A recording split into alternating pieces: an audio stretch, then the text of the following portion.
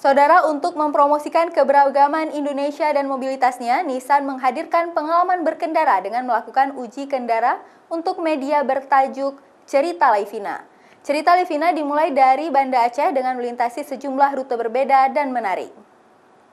Yang kita perkenalkan, Cerita Livina merupakan program test drive atau uji kendara bagi para awak media untuk mempromosikan keragaman Indonesia dan mobilitasnya serta mengajak masyarakat untuk berkendara dengan all new Nissan Livina. Nissan memulai uji kendara untuk media dari Banda Aceh pada tanggal 29 dan 30 April untuk melintasi sejumlah rute berbeda memperkenalkan kekayaan alam dan budaya Aceh.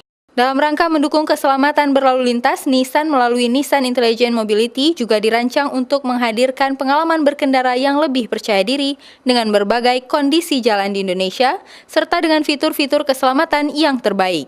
kita ingin mempromosikan keberagaman dari Indonesia dan juga untuk mengajak sebanyak mungkin calon pembeli untuk mencoba all new Nissan Livina. Cerita Livina di Aceh dimulai dengan kegiatan media gathering dan press conference dengan awak media di salah satu kafe di Banda Aceh dan dilanjutkan dengan perjalanan ke Gunung Gerute Aceh Jaya serta ke desa wisata Lubuk Sukon Aceh Besar. Mustajab, Kompas TV, Banda Aceh.